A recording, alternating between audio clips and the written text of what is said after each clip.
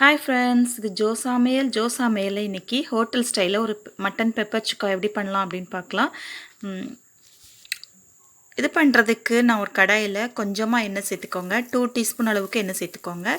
எண்ணெய் சேர்த்துட்டு சின்ன வெங்காயம் ஒரு கை நிறையா நறுக்கி போட்டுக்கோங்க. அப்புறம் 1.5 டீஸ்பூன் அளவுக்கு இஞ்சி பூண்டு பேஸ்ட் அதையும் சேர்த்து நல்லா வதக்கிக்கோங்க. இப்போ நான் ஒரு 1/2 கிலோ மட்டன் சேர்த்துருக்கேன். மட்டனையும் சேர்த்து கொஞ்சம் நேரம் எண்ணெயில் வதக்கிக்கோங்க. இப்போ இதுக்கு தேவையான அளவு உப்பு, கொஞ்சமாக மஞ்சள்தூள் அதையும் சேர்த்து நல்லா வதக்கிக்கோங்க. மட்டன் கொஞ்சம் வதங்கினதுக்கப்புறம் ஒரு 1/2 டம்ளர் அளவுக்கு தண்ணி சேர்த்துக்கோங்க. குக்கரை க்ளோஸ் பண்ணி ஒரு 2-3 விசில் விட்டுக்கோங்க. மட்டன் வேகிற அளவுக்கு விசில் விட்டுக்கோங்க.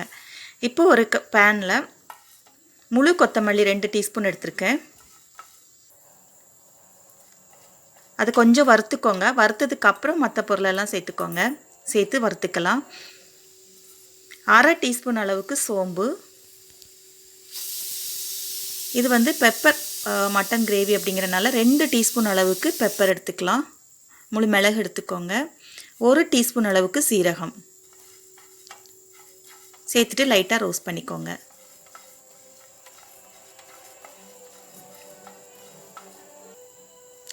இப்போ 2 காஞ்ச மிளகா, ஒரு சின்ன துண்டு பட்டை, 2 ஏலக்காய்,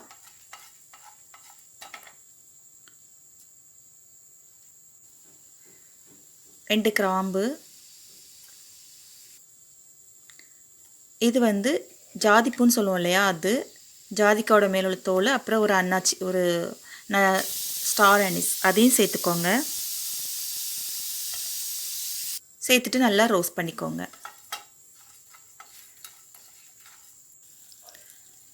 இப்போ ஒரு கடாயில் ரோஸ்ட் பண்ணி மிக்சியில் கிரைண்ட் பண்ணிக்கோங்க. ஒரு கடாயில் கொஞ்சமாக எண்ணெய் சேர்த்துட்டு கடுகு, அப்புறம் சின்ன வெங்காயம், 2 வத்தல், கருவேப்பிலை இதையும் சேர்த்துட்டு 1 டீஸ்பூன் அளவுக்கு இஞ்சி பூண்டு விழுது. ஏற்கனவே நம்ம இஞ்சி பூண்டு போட்டு மட்டனோடு சேர்த்து வதக்கியிருக்கோம், அதனால் இதில் 1 டீஸ்பூன் போதும். இப்போ நம்ம வேக வச்ச மட்டனையும் சேர்த்துக்கலாம். ஒரு 1/2 டீஸ்பூன் அளவுக்கு மிளகாத்தூள். ரொம்ப காரமாக இருந்தீங்கன்னா மிளகாத்தூள் சேர்க்காதீங்க. இப்போ நம்ம அரைச்சி வச்சுருக்க மசாலாவை நல்லா கொஞ்சம் சேர்த்துக்கோங்க.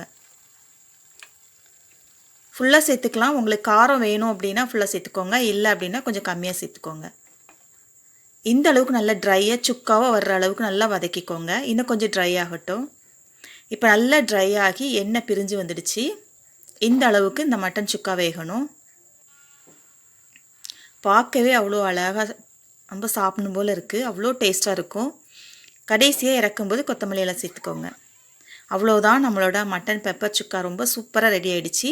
நீங்களும் இதை ட்ரை பண்ணுங்கள். ட்ரை பண்ணிவிட்டு எனக்கு கமெண்ட் பண்ணுங்கள். இந்த வீடியோ பிடிச்சிருந்தா ஜோ சமையலை சப்ஸ்கிரைப் பண்ணுங்கள், லைக் பண்ணுங்கள், ஷேர் பண்ணுங்கள். தேங்க்யூ.